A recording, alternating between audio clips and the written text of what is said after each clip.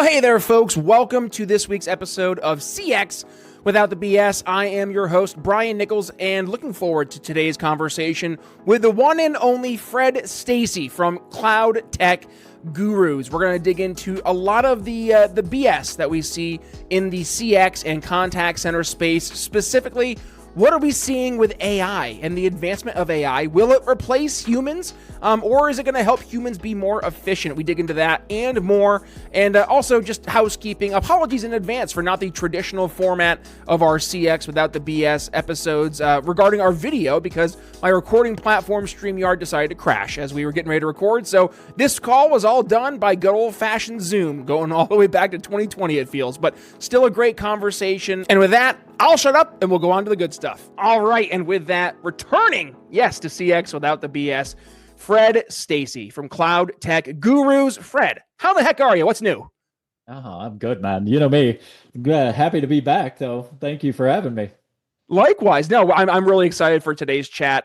You and the team over at Cloud Tech Gurus, you guys are really, you're helping lead the way that CX is not just helping businesses, but you're helping add context to how, right? And, before we jump headfirst in today's conversation, one of the areas that I prepped you beforehand is just, I've been hearing so many folks who are concerned about making these big CX investments because the technology just changes so fast, right? So what ends up happening is people say, hey, I have this problem.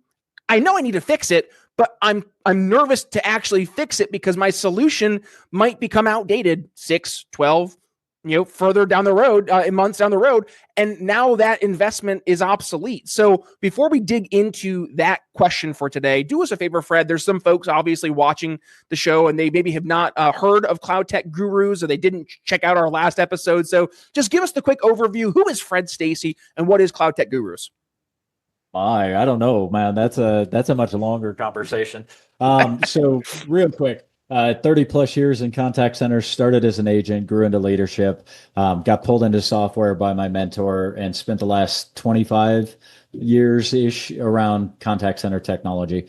So I got the joys of green screen all the way through premise to cloud, hosted, then cloud 1.0, then, to where we're at today. So Cloud Tech Gurus, we're a TSD, technology services distributor. So think of us, for the audience who doesn't know the nomenclature, think of us as the middleman, that knows somebody. We literally know somebody that does anything in contact centers, from technology to services. I spend personally half my time reviewing all of our suppliers, looking at, as a former software executive and a user, and buyer of this stuff, I've got a unique lens. So I look at companies on size, financial models, infrastructure stack, security, technology, differentiators in the marketplace. And we actually have well over 200 suppliers in the portfolio of just contact center related technology and services, of course, because you can't have one without the other. Even in AI is not going to fix, a lot of the stuff that needs to be done, especially when it comes to humans. We help clients. Clients come directly to us with, hey, I don't know what to do, my board's, breathing down my neck to get an AI solution, or, we've got a premise-based, Cisco, and, we need to get to cloud. There's a million different ways that clients come to us, but really it's about, coming to experts, who really help clients understand, and do the requirements gathering and the documentation, and discuss based upon the outcomes and what their company needs, what are the right solutions, and then help identify the right companies to look at for those solutions. So we're that middleman. We help everybody, figure out what is the right path, for their organization. Yeah. So. And going back to that first question, right? Because this goes to where I think a lot of folks in this space, not necessarily who are living and breathing it every single day like we do, but folks who they work in it, they know that this newer technology, it's out there, but in terms of taking that leap from whatever they have in place today, if anything, right, to then embracing a new piece of technology. And of course, you hit on the key word there that's buzzing around everywhere, AI. And as AI starts to go into the equation, there's a lot of question marks that come there from a security standpoint, from a compliance standpoint, but also just from a human standpoint. How is that going to be received by my agents? How is it going to be received by my customers? So there's a lot of these questions, and candidly, I'm going to call them red flags, not because there's danger behind them, but because from the buyer's perspective, it's all unknowns, right? This is a brand new world. And back to my original point, the technology is advancing so quick, Fred, that what we think of as AI today, fast forward 2 years ago, or rewind rather 2 years ago, that was what I call PFM, pure effing magic, right? I remember the best comparison was that Will Smith video that everybody used to show how AI video, like, yeah, it's pretty cool, but it's got a long way to go, right? And it was the one of Will Smith eating a bunch of spaghetti. And I mean, he looks like, I don't know if you ever watched that show Galaxy Quest, but it's when they tried to transport the alien from the planet inside the planet and it flipped it inside out. That's kind of what the video looked like. But you fast forward to today, especially with Google Gemini's solutions for the VO3. Oh my gosh. Like, you can make a full scene, granted 10 seconds or so, but it looks like a high quality, like 4K film, and you can have people speak, they have emotions, like, and it feels real. So the fact that we've gone so much in terms of advancements over just a 2-year period, folks see that and they say, what's next in 2 years? Where will the technology be then?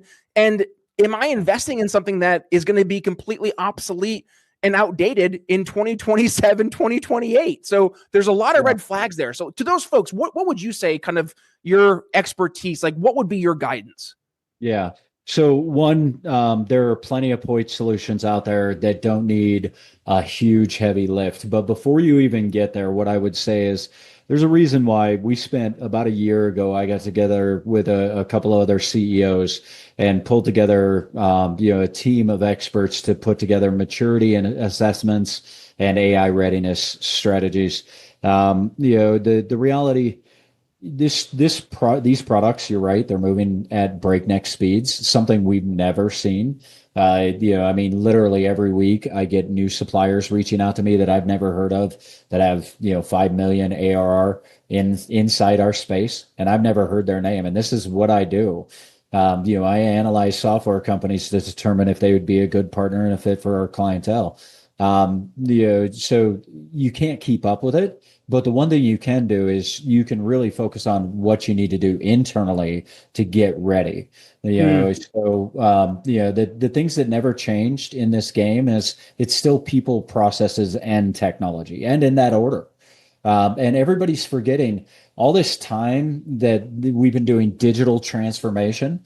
They forgot that part of transformation is change management of your people and understanding, and building the processes, and the data governance and the policies and procedures, documenting all this stuff, preparing it for artificial intelligence, for ingestion, for learning. There's all these things you should be doing. You should have been doing years ago, that now are pretty much required. But a lot of companies are just throwing stuff against the wall. It's great for spaghetti. It's an old trick my mom taught me. You can throw a noodle, and if it, stays stuck, then, it's good. Anyways, they don't do it too high of ceilings, by the way. Otherwise you're going to be climbing on a ladder. But the point is, there's still all these things. The people and the processes are still necessary. You still got to go in and you got to talk through your team. You got to get a clear direction, from top down. Look, every division in every company across the whole world will be interacting with artificial intelligence. There's no question about it. Yep. This is not. I see a lot of people equate this to, IVRs and social media and all the suppliers that tried to make it sound like the world is going to change, and, it never did, right? This is not that. This is, world changing technology, and it is moving super fast, but you still have to do the hard work underneath for your people. Make sure that they understand what your vision is, how you're going to utilize it, how they can be better in your organization and help participate in that. And then of course all the policies and procedures of data and security policies and how you're going to build all this stuff. All of that stuff still needs documented. You still need to have it in a digital format that's ingestible. You still need to work with your people. There's a lot of projects. I think I read like 25% of all AI projects had a agent, at least one instance of a recorded agent trying to make AI ineffective through sabotage, through trying to do their own ways because they fear it. That's just. I mean, what do you think? You don't tell people what's happening. What happens? The human brain goes to the worst possible scenario. So they're not including them. I mean, all the things that you should be doing anyways and should have done, building proper change management and people and resources. Start there. Well, and I'm going to interrupt, but like it goes back to what you hit on, right? With the people piece, especially like, sorry, if I'm a person as a call center agent or what have you, and I'm hearing constantly the drumbeat of AI is replacing people. AI is replacing people. It's like, of course, there's going to come a point where self-preservation kicks in. I'm going to be like, not replacing me. Exactly. And so, I mean, start with the fundamentals. Get your team ready. Make sure you have a clear vision. There are a ton of experts out there. Cloud Tech Gurus just happens to be one of them. I think we're one of the best ones. And that's just, I drink my own Kool-Aid, eat my own dog food, whatever you want to say. But nonetheless, there's a lot of resources out there. I think that the whole idea of trusted advisors is absolutely essential today. Whereas before, did you really need to go out and find somebody when there were 10 solutions on the market? Right. No. I mean, I could do that research. Back when I was still doing it, we had Google and Yahoo. I easily searched suppliers and found somebody to buy. But now, if you're not working with someone who's been there, done that, spends a lot of time inside the ecosystem, is analyzing new technology versus old, it's hard. I mean, because you run a center, you're putting out fires all day. It's 12 hours a day of just chaos. When are you going to have time to research what's going on out in the market and who's right and what to do and how to do it? I mean, it's unattainable. Now, and really quick to that, Fred, because I do see this quite a bit in the pushback from folks saying, we don't need TAs anymore. We don't need these partners anymore because we can just go and use the very thing AI that we're talking about here. And I can go to AI. I can ask AI, who's the best CCaaS vendor? Who's the best CX vendor? Right. And I'm going to get my answers. Right. Oh yeah. You'll get answers because that's what they're designed to do. Right. They're purposefully designed to answer the human. Now ask me, is it 100% accurate? Are the sightings accurate? Yeah. I mean, how many cases do we have to see of lawyers using stated cases from ChatGPT that were absolutely lies, that were completely fictional? I mean, every LLM ever will hallucinate unless you're building. Well, no, unless it just will. Like I use Grok. I'm a big Grok guy for certain things, but I still ask for all of the sightings and still the source material. And still have to go back and do validation. So I mean, in the end, you're sure. Go ahead, ask AI to recommend an AI. Go for it. And I've seen platforms that are trying to custom and tailor to it, and sure, they build in rules and logic, but they're still only off of a certain use case. I would rather find somebody that's done it, it's been there, and can work with my team, to with all of the human interactions, the process, and I mean, all of those things in mind as you move forward. So maybe someday when we hit AGI, but by that time AGI comes, I think we're having a whole different conversation, man. Oh, for sure. Now, for the audience playing along with the home game, right? We're talking about when AI can reason and like think more or less like we can, and doesn't need us, right? It's Yeah. artificial generative intelligence. Keep me honest here, right? So, tell us Yeah. more about where you think that's going to fit into the equation in the future, because I mean, there's the big use case that came out where Klarna replaced, what was it, 700 people with AI, and then a year later they hired back everybody because they're like, uh-oh, this didn't go as we had foreseen. But let's pretend they had AGI. Like, do you think that would have been a different use case there? So the AGI is artificial general intelligence, right? And General, another thank you. term, yeah, general. The other term is ASI, which is artificial super intelligence. So what's funny is, although super sounds bigger, it just means it's super intelligent. General is where it's us, right? It's sentient. It can not only and plenty of tools today reason, and you can actually see in certain tools the way it reasons Yeah. through problem solving. So the AGI is a whole different ballgame. And when AGI comes, the idea of it replicating itself and creating separate agents and doing activity on its own, it becomes truly sentient, meaning it can go out and make any decisions it chooses. Of course, hopefully the people that are building this stuff are putting the right guardrails and getting them aligned with humans being important to this world. Let's put it that way. Hopefully they do all that stuff right, and general intelligence, is a boon, for human society, right? Now, if we had ASI, I mean, at that point in time, I think there's arguments to be said that we're heading really close to that, anyways. I mean, most of the models can score on college level tests by far better than humans. And I mean, chess is a perfect example. However, Magnus just beat the chess AI system. So I mean, but I digress. You kind of took me down a different path. So let's talk about Klarna. So Klarna, it was an interesting one because they did absolutely that. They said AI is going to replace all these people, and they laid off a bunch of people.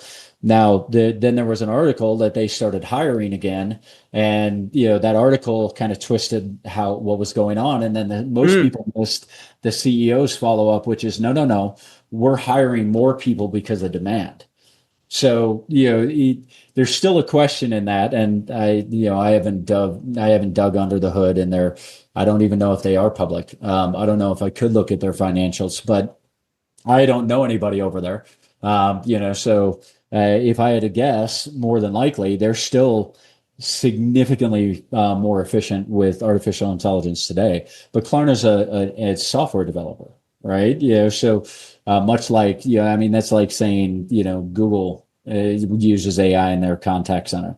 The big shocker, right? I mean, Microsoft uses it. Oh, wow. And they keep Water is wet.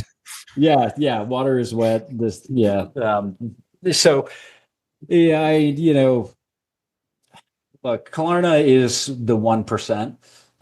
In my opinion, anybody like Intuit, Klarna, Microsoft, Google, anybody that's a software shop that is used to building, deploying at scale technology, supporting, and continually updating and innovating.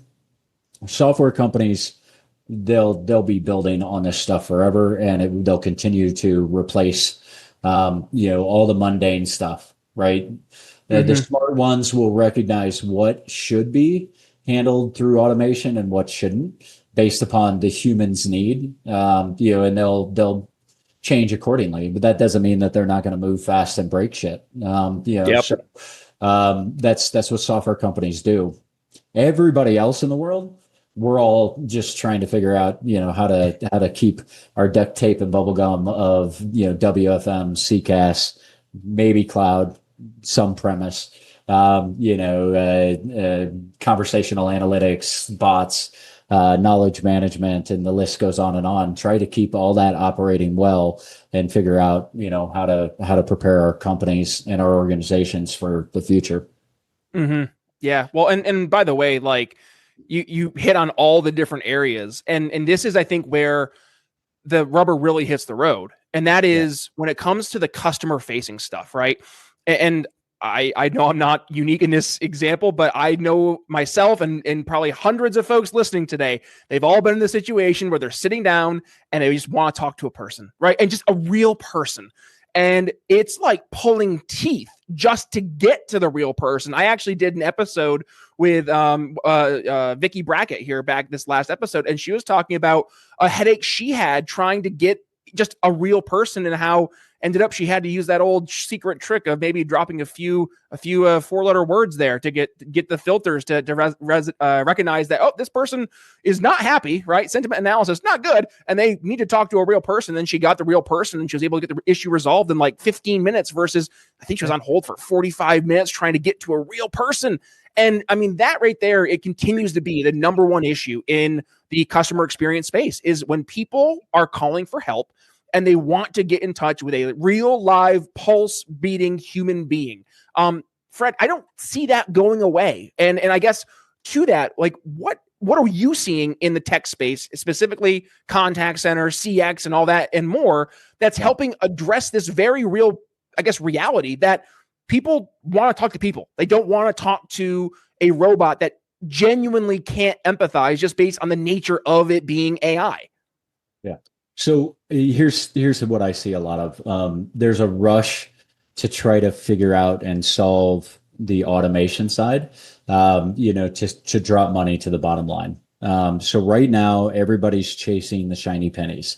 They're throwing food up against the noodles up against the wall to see if they stick. And that's really where we're at. We're in the innovator side, of this right now. I think the funny thing is the companies that I see really leading the charge, and they're focused on the customer experience from the CEO down, right? They're going to give that option right away in any type of communication channel. Now, what's even funnier is the government might actually step in and force us all to do something, in between. I don't know if you caught that new bill, about outsourcing. So hidden inside. Yes. Yeah. Tell us more about that. So hidden inside of that outsourcing bill is also AI regulation. In particular, two things that I think could actually stick.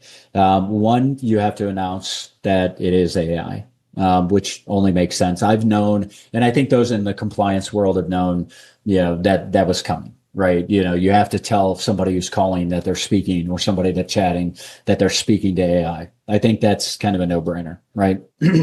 Until it just becomes so accepted that no one cares anymore, right? Yep. And then it may shift. And once you've told them, then you have to give an immediate option. And this is in that bill, that you have to give an immediate option to talk to a live human.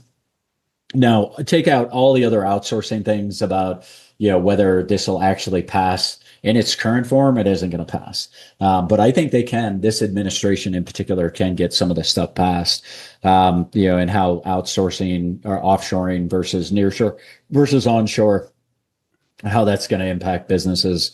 That's a whole different animal.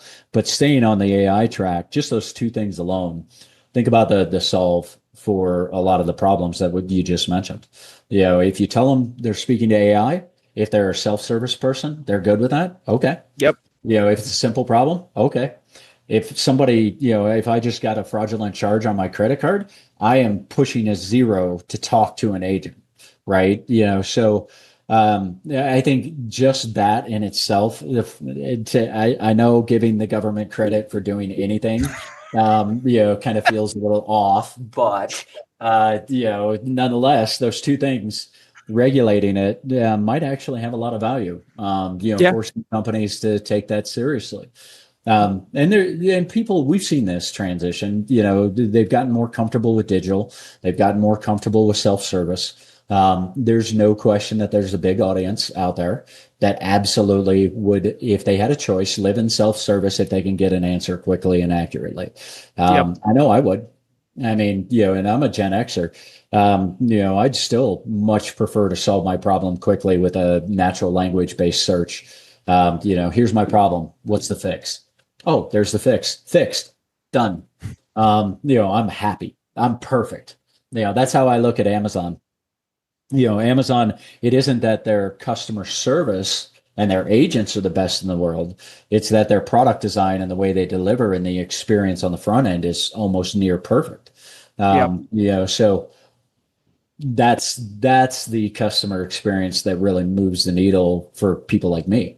I'm just too busy. I don't want to deal with it. And I'm sure most people are like that. They're like, why the hell would I want to call anybody?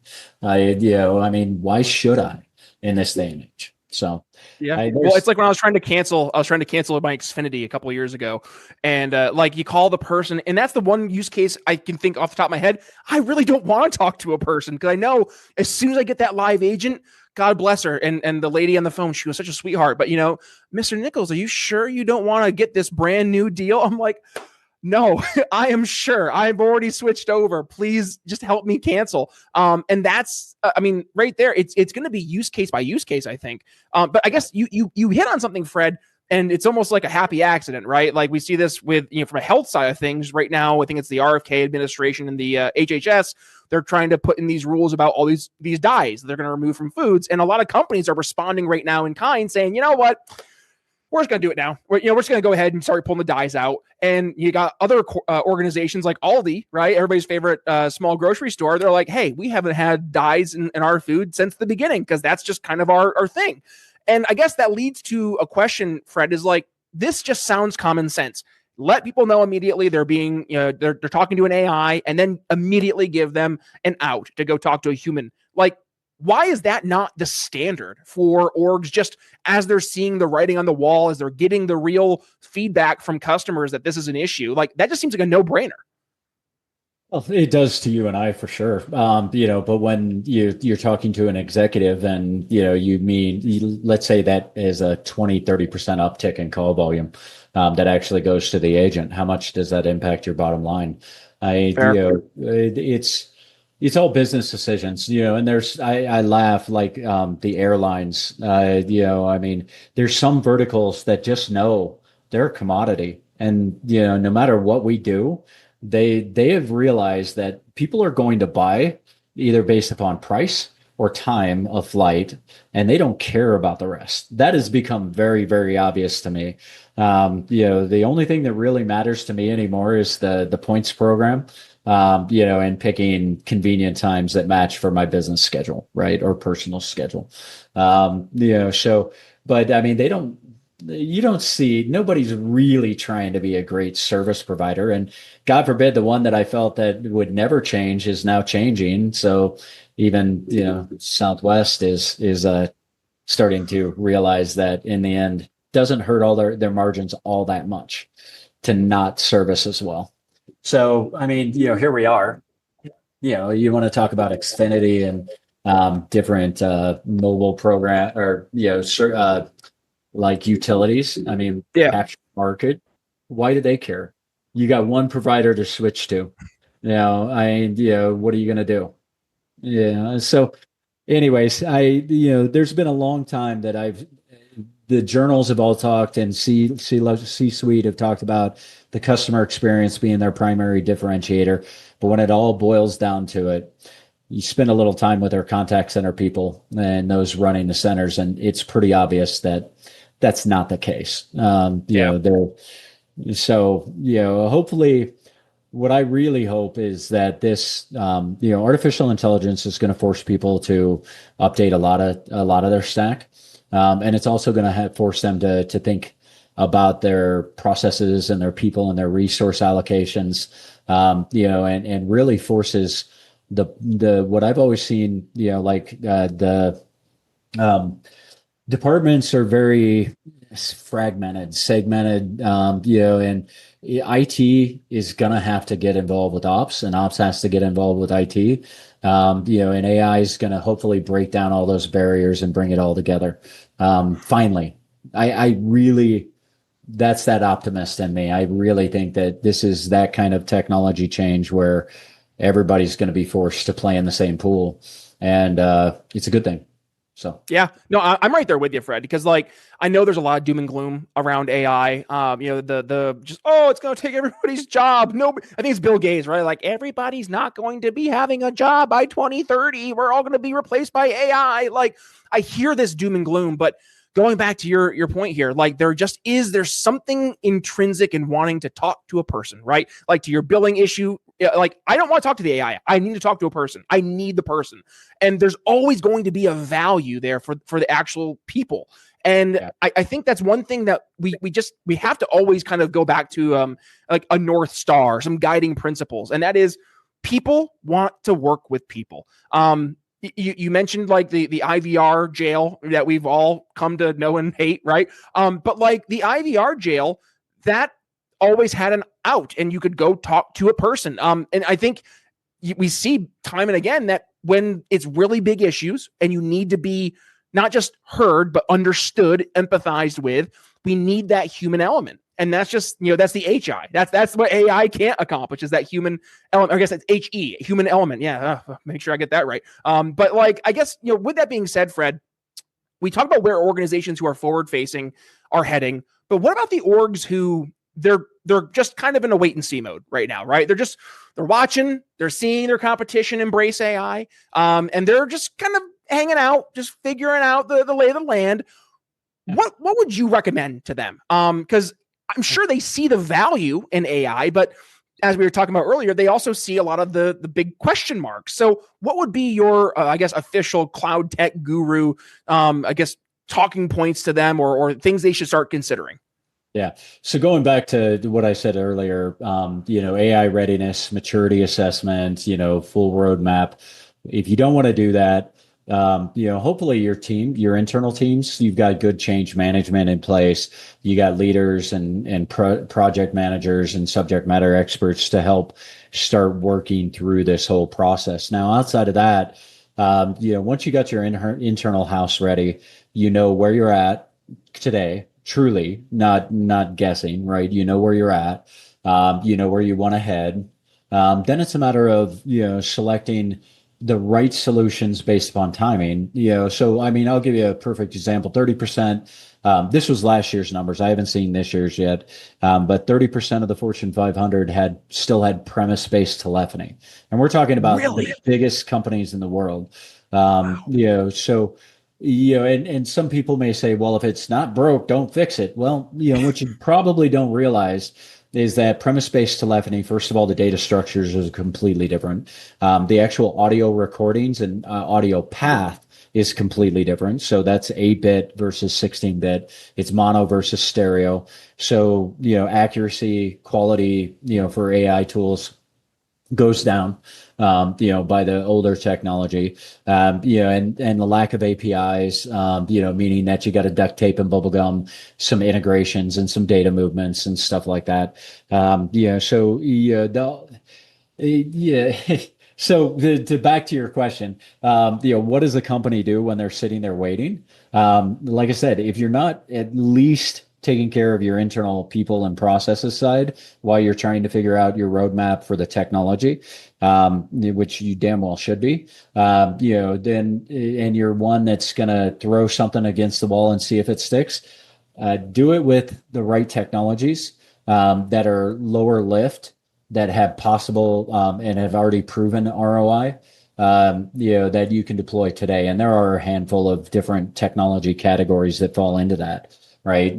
Simulation-based training, conversational analytics, there's agent assist when done well. Get your knowledge in order. Knowledge management systems, are critical for storage, for digitization, for meta tagging. But you don't even have to do that. The funny thing is, the AI, as it continues, to get better at training and tuning and ingestion of information, the unstructured and structured, there's less worry, about how well something is tagged, right? So that was an early concern, circa 23. It's so funny. That's just 2 years ago. I know.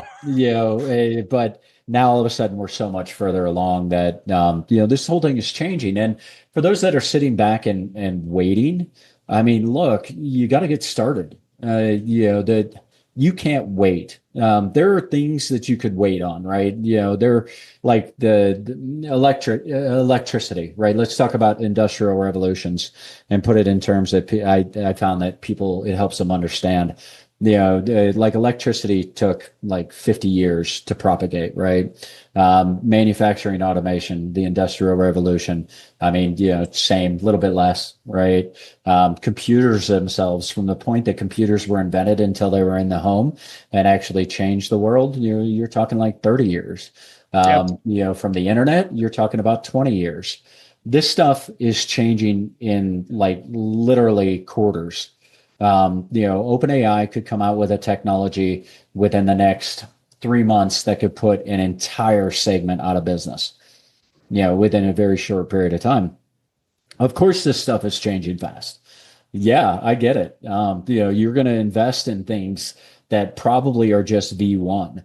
But if you don't force your organization to learn how to work in this modern world, you're never going to get there. You're going to fall so far behind that other people are going to outpace you. Yep. And this is not one of those digital transformation ideas where, hey, we'll change this, but we won't change the rest of the stack. That's not the way this is going to work. There won't be a single department in an entire company that doesn't use AI. So you got to start figuring it out now. And the data governance, the policies, the security, compliance, all those things are necessary pieces. And I've always been, maybe it's the software and entrepreneur in me, but I've always been move forward, and just that act of moving forward forces your teams to put in the right things. But just work smarter, not harder. Yeah. Right. Do it in like, way. yeah. And this actually, it reminds me of, I'm a big political junkie, and I love economics and stuff. And one of my favorite thinkers is Milton Friedman. And there's a very famous quote back. He had visited China back, I think it was in the 70s or 80s. And he had met with I forget whoever the head was. I don't know if it was Mao or whoever it was back then, but regardless. And they were walking back up by a public works project. And there's about 50 guys that were standing there, and they were going to be, digging out this big hole. And Milton Friedman goes, why didn't you give them a backhoe to dig this hole? Just, it's a lot easier. It's more efficient. And the leader said, well, because it's a jobs program. So the more, the less advanced the tool is, the more people we have to give jobs. And he goes, and Milton Friedman responds, well, if that's the case, why don't you give them, like little tiny hand shovels, right? If the idea is to make it so you're doing more with more people, right? Go for it. But the reality is, at the end of the day, that's not the way to run business, right? The way to run business is to work smarter, not harder, to be more efficient, and to embrace newer technologies. Because also, elephant in the room, your competition is they're embracing these new technologies. So to your point, you don't want to get left behind. No, Fred, this has been a great conversation, and I can't believe we're already hard pressed for time here. So you know what time it is, right? This is the time of the show where we ask that one golden question, and that is, Fred, what has been the biggest piece of BS you've been seeing here in the contact center, CX, AI space, wherever you want to go over the past few months? Floor is yours. I knew this was coming, so I was kicking around a couple of them. What I would say, probably the biggest one, is still a continuation of, you don't need to get ready for artificial intelligence. It's so smart, it's so capable, and this comes a lot from the suppliers. Hey, you don't need to be ready. We'll take care of everything. AI will ingest everything. We'll be able to build it, and you'll be getting a return on investment of 10x within whatever amount of time. Look, in the end, as I talked, the human side, the people, the processes, that takes the humans to still do the work. Last time I checked, now there are AI tools that can help move faster, but nonetheless, you still need the humans. So for companies out there that are saying, we don't need to be ready for this, or you don't need to be ready to to bring in our technology, there are a few point solutions that, without a doubt, you can get, like I talked to there, you can get fast to return on investment, without a big lift, with even having old premise-based stuff. But that doesn't mean that your company is ready for what's coming next. Plain and simple. The way I look at it is you're either going to move your company to be an AI enabled company holistically across every department, or you're not. Yeah. And if you're not, you're going to go way of the dodo bird, right? And it's total BS. I always laugh. I hear it a lot. You would be surprised. Maybe you wouldn't, but when you start talking to these suppliers and people are like, no, just plug us in. It's like, all right. Yeah, because that's the end of the business, because one single point solution solves all needs for AI. It's not the way it works. So that's my one big BS right now. People can keep chanting it all they want. In the end, businesses, I think, are learning hard lessons right now, about not being truly ready. Preach. Fred, Stacy from Cloud Tech Gurus. This has been a great conversation for folks who are listening today. Maybe they are a business owner or they're in the CX space and they're saying, I think it's time for us to start looking at our CX solution or our contact center solution. What would be the best practices there for them to get in touch with you guys over at Cloud Tech Gurus?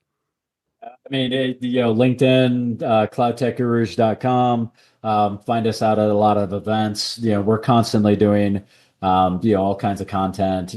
Just put out the launching next week, this week. Anyways, shortly, season 2 of my podcast, Contact Center Journeys, is coming out. Nice. Find it on YouTube. So a lot of great stories around the whole idea of contact center people that have come up through the space. I mean, like me, there's many executives out there who own businesses, who senior level leaders, CEOs that started as an agent on the phone, and it's kind of that tell their stories and then talk about the industry. So all kinds of ways, a million different ways to find us, but LinkedIn is usually the easiest. No other social media other than LinkedIn, as far as constant communications, I'm always on it. So good stuff. And my forever co-host, Tom Milligan, he built up his entire career by starting just like you as an agent. So you're spot on. And this CX contact center world, Fred, it's definitely it's one to keep our eye on, because things are changing at the speed of the speed of AI. But with that being said, we'll put a pin in today's conversation. Brian Nichols signing off here for Fred, Stacy on CX without the BS. We'll see you next time.